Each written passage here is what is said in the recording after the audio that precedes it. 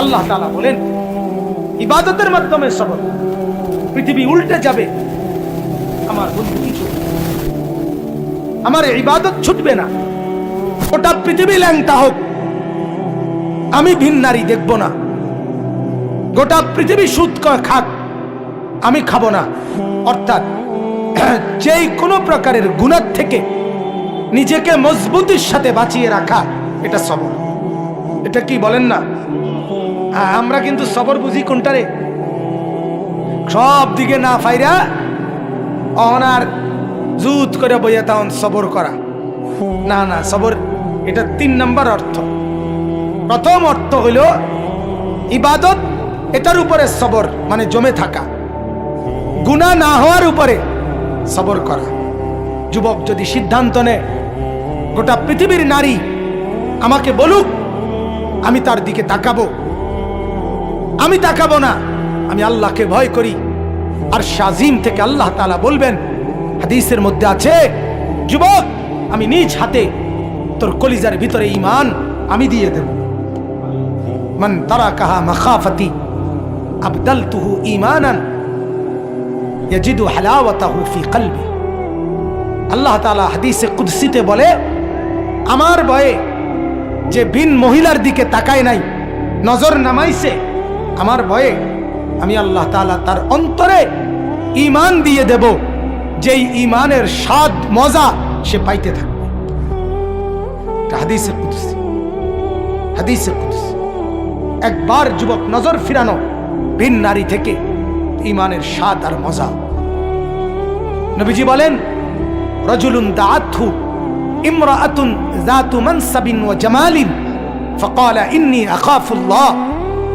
যেই যুবককে, যেই পুরুষকে কোন সুন্দরী, রূপসী, বংশীয়া নারী জিনার দিকে আমন্ত্রণ করে, অশ্লীলতার দিকে, প্রেমের দিকে, সেই ছেলে, সেই যুবক, সেই পুরুষ যদি বলে, না আমি আল্লাহকে ভয় করি, ইন্নী আখাফুল্লাহ, খোদার কসম, আরশে আজিম থেকে তখন আল্লাহ তাআলা খুশি হয়ে বলে, যুবক আমি ওয়াদা দিলাম হাসরের দিন আমার আরশের নিচে আমি তোকে আমার পাশে বসে আমার সাথে রাখ। ছেড়ে দিলি ভিন নারীর চেহারা, আমি তোকে আমার চেহারা দেখতে দেব, আমাকে দেখতে দেব। 7 ধরনের ব্যক্তির একজন এটা। এই জন্য গুনাহ ছেড়ে দাও, সুদ না খাওয়া।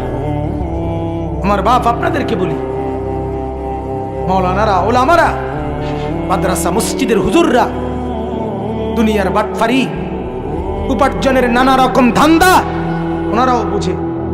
আমি সবসময় এটা বলি, আমরা বেকুব না, আমরা ব্যাককল না। আমরা, আপনি ফাঙ্গাস তেলাপিয়া খাইয়া বড় হইলে, আপনি চাল ডাল ভাত খাইয়া যদি বড় হয়ে থাকেন, তা আমরা হুজুর কি সিরা খাইয়া বড় হয়েছি?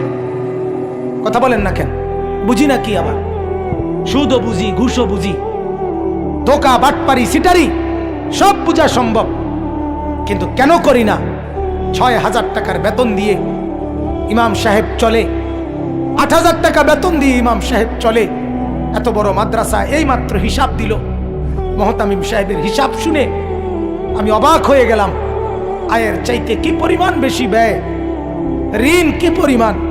আহা, আমি এই বছর খুলনা চিল্লা লাগাইছিলাম তাবলীগের সফরে, 40 দিন খুলনায়। এই সফরে আমি Khulna university, Khulna medical college এবং খুলনা ইঞ্জিনিয়ারিং ইউনিভার্সিটি, তিনটাতেই আমি গেছি। আমাদের জামাত মেহনত করছে। প্রত্যেকটার জমি এরিয়া 116 একর, এক একটা 115, 16, 17 একর। 1 একর মানে 100 শতক। কত বড় বিস্তীর্ণ জায়গা নিয়ে কোটি কোটি টাকা ব্যয় করে, খরচ করে ওই সমস্ত প্রতিষ্ঠানে। আর আমাদের এক একটা মাদ্রাসায় বছরে সামান্য কিছু টাকা, অল্প কিছু উপার্জন দিয়ে না খেয়ে না দে মালিকের 30 দিন, মালিকের 365 দিন কাটায় শুধু একটা আশায় বুক বেঁধে, যে মাওলা দুনিয়া যা দিলেন দিলেন না, হাসরের ময়দানে জান্নাত দিয়ে পুরায় দিলেন। এই আসে। আমরা বোকা না, আমরা বুঝি, আমরা বুঝি। আমরাও একটা বড় লোভে আছি, আমরা একটা বড় লোভে আছি। তোমার লোভ 60 বছরের, আমার লোভ অনন্তকালের। তুমি লোভ করো 60 বছরের, আমি লোভ করি অনন্তকালের। তুমি ভোগ করো দুনিয়া 60 বছর, আমি ভোগ করব জান্নাত অনন্তকাল, ইনশাআল্লাহ। ইনশাআল্লাহ। এজন্য গুনাহ থেকে বেঁচে থাকা, গুনাহ থেকে বেঁচে থাকা। আজকে মা বাপ সন্তানকে গুনাহ থেকে বাঁচাবার কোনো ফিকির নেই।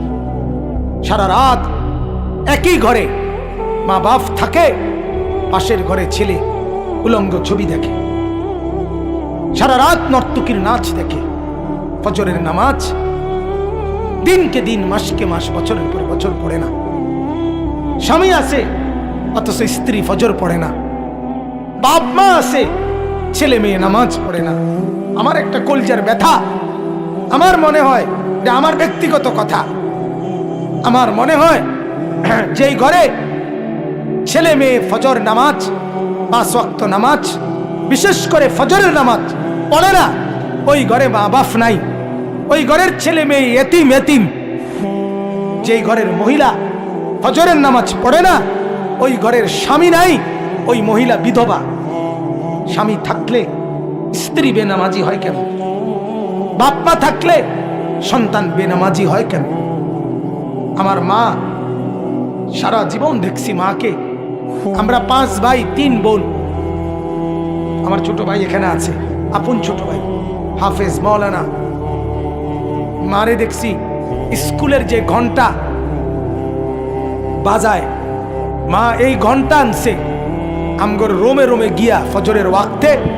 মা এরকম ঘন্টা বাজায় বাজায়া বেল পিটটা পিটটা আমগরে উঠাইতো টুম টুম টুম টুম করে। যতক্ষণ পর্যন্ত না উঠতাম মা আমার থামতেন না, যতক্ষণ ফজরের জন্য বের না হতো। কোথায় মা? অতএব রাত হয়ে গেছে, আমি আর বাড়াইলাম না। কিন্তু সবর বলে গুনাহ থেকে নিজেকে বাঁচিয়ে রাখা। 3 নাম্বার, আসসাবরু আলা শাদাইদ ওয়াল মাসাইব। যত রকমের আপদ বিপদ, অ্যাক্সিডেন্ট, দুর্ঘটনা, রোগ শোক, টেনশন, পেরেশানি, অস্থিরতা, ঝামেলা, এই বিপদ সবগুলোর উপরে আল্লাহ তাআলা সেগুলো লাঘব করবেন, মিটিয়ে দিবেন, মোচন করবেন, দূর করবেন, এই বিশ্বাসের উপরে ধৈর্য ধরা। রাত সকাল হবেই, সকাল রাত হবেই। অতএব জ্বর ভালো হইবেই, মাথা ব্যথা এটা যাইবেই, পেটের সমস্যা এটা ঠিক হয়ে যাবে। এটা বিশ্বাস করা, সবর করা, সবর করা। যদি লম্বা সময়ও থাকে তো এটাও নিশ্চিত মৃত্যুর মাধ্যমে হলেও এই মুসিবত শেষ হবে। ঠিক কিনা বলেন না কেন? কিন্তু এই মুসিবতের সমাপ্তি আছে, কোনো সন্দেহ নেই। হতে পারে চূড়ান্ত সমাপ্তি মৃত্যু। আর মৃত্যু পর্যন্ত যদি আমি সবরের সাথে মুসিবতে টিকতে পারি, চোখ বন্ধ হলেই দুনিয়াবাসী দেখবে আমার চোখ বন্ধ হয়েছে, আর আসমানওয়ালারা দেখবে আমার চোখ জান্নাতের জন্য খুলে গেছে।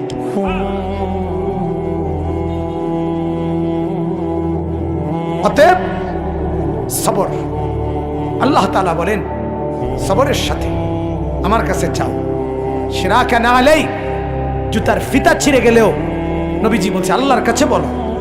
ইযা সাআলতা ফাসআলিল্লাহ, কিছু চাও আল্লাহর কাছে। নবীজি বলছে ইযা ইসতাআনতা ফাসতাইন বিল্লাহ, সাহায্য প্রার্থনা করো আল্লাহর কাছেই করো। ইহফাজিল্লাহ ইয়াহফাজকা, আল্লাহকে তুমি খেয়াল রাখো, আল্লাহ তোমাকে খেয়াল রাখে। ইহফাজিল্লাহ তাজিদহু আমামাকা, আল্লাহকে হেফাজত করো, খেয়াল রাখো, আল্লাহকে তুমি তোমার সামনেই পাবে। নবীজি বলছে, নবীজি বলছে। অতএব আমরা আল্লাহর কাছ থেকে যা পেতে চাই তার জন্য প্রথম শর্ত কি করতে হবে বলেন না? সবর। কি করতে হবে বলেন? সবরের 1 নাম্বার অর্থ কি? ইবাদতের উপরে টিকে থাকা। 2 নাম্বার অর্থ কি? গুনাহ ছেড়ে দেওয়ার উপরে টিকে থাকা। 3 নাম্বার অর্থ কি?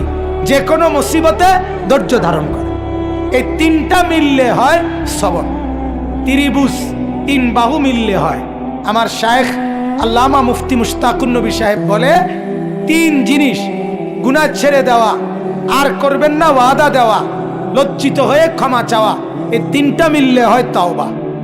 হযরত প্রায় উদাহরণ দিয়া বলে যে এই কাগজে যদি কেউ লেখে চ আকার চা, তাইলে কোনো চা না, এটা লেখছেন আর কি। চা পাতা, চিনি, পানি, তিনটা মিললে হয় চা। ঠিক কিনা বলেন? হ্যাঁ ঠিক।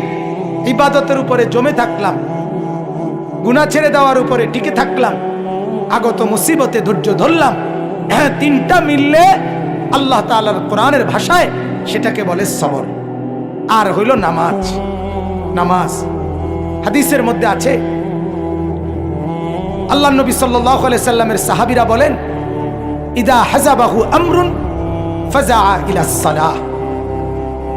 নবীজির সাহাবীরা বলতেন, যখনই নবী কোনো পেরেশান হতেন, সাথে সাথে নামাজের দিকে ছুটতেন, নামাজ পড়তেন, নামাজ পড়তেন। উম্মতের হালাত তো হলো এই, সুখের নামাজ তো পড়েই না, দুঃখ মুসিবতেও নামাজ পড়ে। ডাকাইতে ডাকাইতে এমন শক্ত ডাকায়, ডাকাইতে তার বিবি হসপিটালে, তার বউর অপারেশন, সে রিসিপশনে বইয়া টেলিভিশন চায়, হসপিটালের টেলিভিশন। কথা বলেন না কেন? তার বাপের রক্ত পরীক্ষা করছে, রিপোর্ট দিব আধা ঘন্টা পরে, এই ডাকাইতে বইসা টেলিভিশন চায়। আল্লাহর প্রতি তার কোনো খেয়াল নাই, কোনো খেয়াল। মুসিবতে পড়েও নামাজে নাই, মুসিবতে নামাজে নাই। এজন্য আমি বললাম, আল্লাহ তাআলা বলেন, নামাজ, তুমি নামাজ পড়ো, তোমার জরুরত, তোমার প্রয়োজনীয় বিষয় আমি দেব। আল্লাহ তাআলা বলেন, আমি জানি কি লাগবে না লাগবে। অতএব বাপ, নবীজির আখলাক ছিল এটা, যে কোনো পেরেশানিতে তিনি নামাজে দাঁড়াইতেন। ফাজাইলে আমালের মধ্যে শেখুল হাদিস হযরত মাওলানা জাকারিয়া রাহমাতুল্লাহ আলাইহি বলছেন, আমরা পড়ছি ওইটা হাদিসের, হযরত আনাস রাদিয়াল্লাহু তাআলা আনহুকে একদিন জিজ্ঞেস করছে, ও আল্লাহর নবীর সাহাবী, নবীজির জামানায় যখন ঝড় তুফান হইতো আপনারা কি করতেন? হযরত আনাস বলেন, আরে আল্লাহর বান্দা, নবীজির জামানায় আকাশ যদি অন্ধকার হইতো তাইলেই তো আমরা নামাজে দাঁড়ায় যেতাম, ঝড় তুফান তো পরের কথা। এজন্য বাপ, যেই কোনো ব্যাপারে নামাজের মাধ্যমে সাহায্য চান, সাথে সাথে সেজদা করেন। সেজদা বড় আল্লাহকে কাছে টানার শ্রেষ্ঠতম মাধ্যম। বান্দা যখন সেজদা করে, আল্লাহ তাআলা মাথায় পিঠে হাত বুলায়, আদর করে। আকরাবু মা ইয়াকুনুল আবদু মির রাব্বিহি ওয়া হুয়া সাজিদ।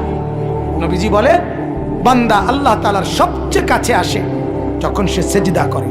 এজন্য আমার আজকের কথায় দুটুকুই। এক কথা বললাম, আমরা ঈমানদার, মনে আছেনি? আমাদের ঈমানের পরিচয় যেন ছুটে না যায়। 2 নাম্বার, আমাদের করণীয় 2টা, আল্লাহর ইবাদত, সব ব্যাপারে আল্লাহর কাছে সাহায্য চাওয়া। আর আল্লাহর কাছে চাই চান, চাওয়ার পদ্ধতি কয়টা? 2টা। 1 নাম্বার সবর, বলেন। 2 নাম্বার নামাজ। সবর এবং নামাজ, এই 2টা আল্লাহ তাআলা দেখবেন, আপনাকে আপনার প্রার্থনাকৃত বিষয় আল্লাহ তাআলার সাথে সাথে দিয়ে দিবেন। আল্লাহ তাআলা আমাদেরকে তৌফিক দান করেন, আল্লাহ তাআলা আমাদেরকে কবুল করেন।